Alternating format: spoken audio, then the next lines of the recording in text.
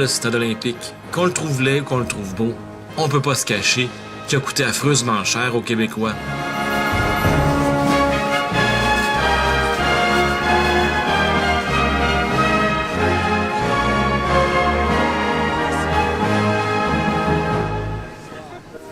Comme vous le savez sûrement, le stade a été construit pour les Jeux olympiques d'été de 1976 à Montréal. Les Jeux ont été un franc succès, même s'il y a beaucoup de pays qui ne sont pas présentés. Et à l'époque, le mât du stade n'était pas encore construit.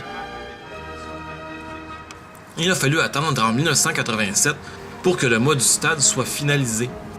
Le mât, qui est la plus grande tour inclinée du monde, sert à tenir le toit du stade. Le premier toit qu'on a eu était une toile rétractable. Elle a déchiré 17 fois avant qu'on s'en débarrasse.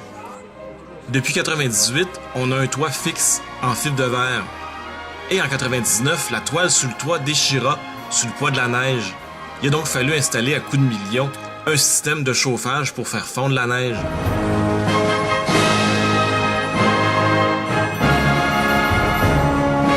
On a aussi installé sur le mât un funiculaire pour que les touristes puissent monter tout en haut.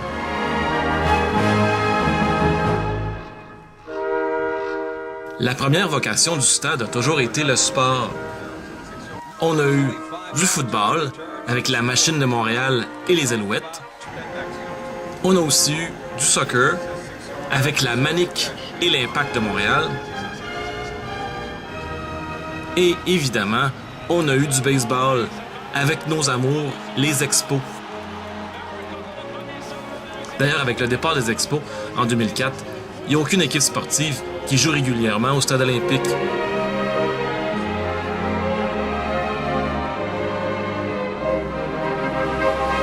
À l'époque des Jeux olympiques, le stade pouvait accueillir 65 000 spectateurs.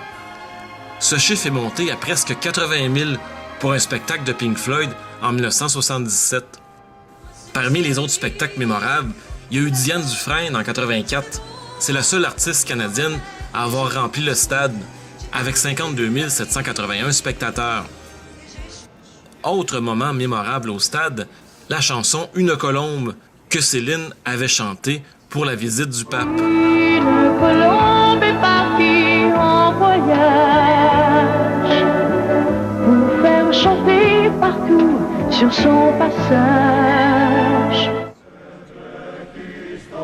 À cause de l'arrivée du Centre Bell, il n'y a plus vraiment de spectacle au stade olympique. En fait, il y a à peu près seulement 15 événements au stade par année. Ce que je trouve un peu triste, parce que les corridors du stade sont souvent très vides et qu'on pourrait sûrement faire quelque chose d'incroyable à longueur d'année dans ce bâtiment grandiose.